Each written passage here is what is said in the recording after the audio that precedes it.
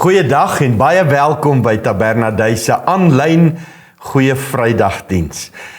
So 'n belangrike dag op die Christelike kalender. Dit waaroor kerk eintlik gaan, dat 'n verlosser gekom en vir jou en my kom sterwe het. Ons kom by Tabernaduis nou net uit 'n reeks oor woorde uit. So die Here het op my hart gelê om vandag en Sondag so bietjie te praat oor woorde. En vandag meer spesifiek Jesus se laaste woorde. Mense se laaste woorde, byvoorbeeld op 'n sterfbed, is vir mense baie spesiaal, amper sentimenteel. Dit word algemeen aanvaar dat Jesus 7 keer gepraat het terwyl hy aan die kruis gehang het. Baie sê partykeer die 7 kruiswoorde, maar dis begrippe of sinne wat hy gesê het. Nou kan ek net 'n tree teruggee. Kruisiging destyds was so ontwerp om letterlik jou asem weg te neem, letterlik om 'n mens stil te maak, jou stem stil te maak, jou woorde weg te neem. En tog het Jesus gepraat, nie net 1 keer nie, 7 keer. En elke woord het hom iets gekos. Dit het hom letterlik sy laaste asem gekos. Elke sin wat hy gesê het was uit pyn gebore. So wanneer hy praat hierdie 7 keer aan die kruis, is dit nie per ongeluk nie. Hy praat intentioneel. Hy praat doelbewus. Die kruis is nie net iets wat Jesus gedoen het nie, dis ook iets wat Jesus gesê het. En vandag wil ek hê, moet ons net so bietjie kom kyk, eerder bietjie kom luister na hierdie 7 laaste woorde of uitsprake van Jesus. Eerstens was daar 'n woord van vergifnis. Lukas 23:34. Vader, vergeef hulle, want hulle weet nie wat hulle doen nie. 'n Mens sou verwag, menslik gesproke, dat hierdie eerste woorde wat hy aan die kruis gee, dalk woorde as dit ek en jy was, woorde van woede moes wees, woorde van verdediging moet wees, om te sê, maar ek is onskuldig mense, dit was nie ek nie, ek hoort nie hier nie, maar sy woorde is nie verdedigend nie, dis nie verwytend nie, dis nie veroordelend nie, dis woorde van vergifnis. Terwyl die wonde van katse en dorings en spykers vars is, terwyl die bloed loop en stemme van spotters rondom hom weer klink, is daar hierdie onverwagte, onverdiende genade en vryspraak. As Jesus daar aan die kruis, daar die wrede dag kon vergewe, kan hy ook hier vandag my en jou vergewe. Geen sonde is te groot nie, geen verlede is te donker nie, geen skuld is onuitwisbaar nie. Jesus vergewe in sy moeilikste uur, en dan kom die uitdaging vir jou en my. Ons moet ook so vergewe, ons moet ook so vryspreek. Die tweede woord was een van verlossing. Lukas 23:43. Voorwaar ek sê vir jou, vandag sal jy saam met my in die paradys wees. 2 misdadigers hang langs Jesus. Een spot hom en die ander kom tot geloof in Jesus.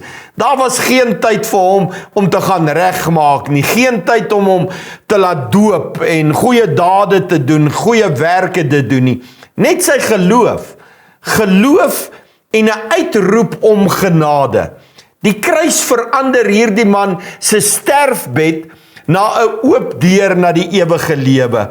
Dis nooit te laat om na Jesus toe te draai nie, totdat dit eendag te laat is. Kom ek sê dit weer, dis nooit te laat om na Jesus toe te draai nie, totdat dit eendag vir jou te laat is.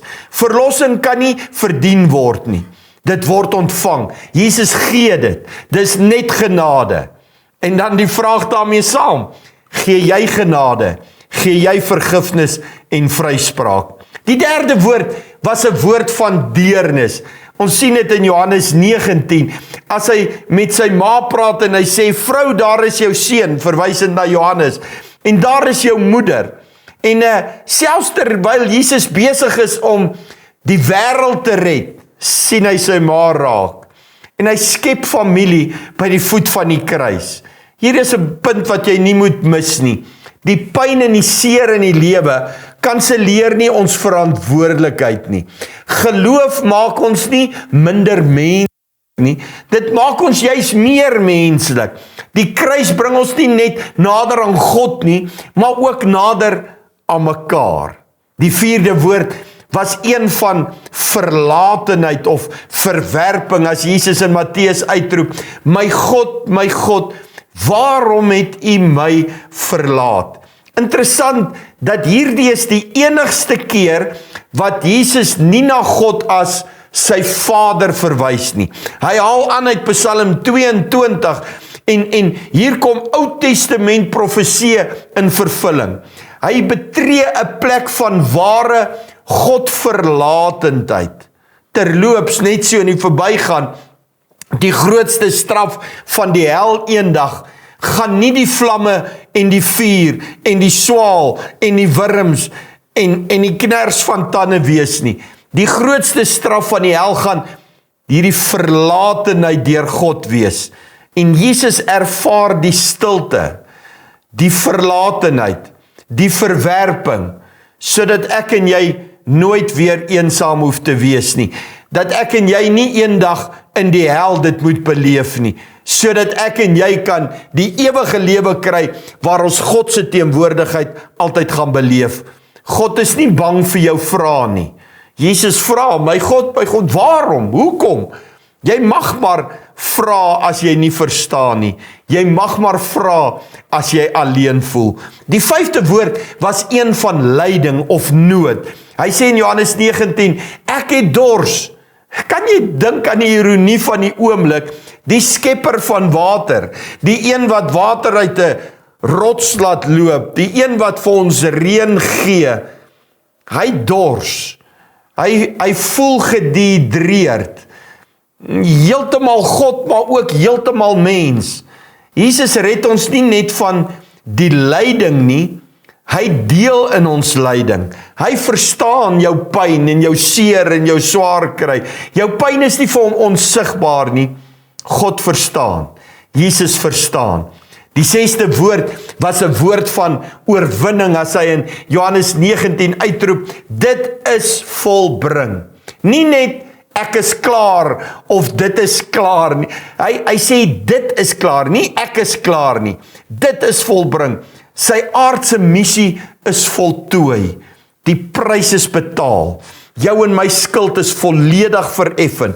Niks hoef bygevoeg te word nie. Niks kan verbeter word nie. Jy werk nie net vir jou verlossing nie. Jy leef vanuit dit, omdat hy dit vir jou gegee het. Sy laaste woord was 'n woord van vertroue. Wanneer hy uitroep, Vader, in U hande gee ek my gees oor. Jesus sterf nie in 'n paniek nie. Hy sterf in vertroue. Hy bid die skrif van Psalm 31 en hy keer terug na die Vader toe. En hy noem hom weer Vader. Die kruis eindig nie met 'n gil of 'n uitroep van pyn en lyding nie. Dit eindig met 'n oorgawe.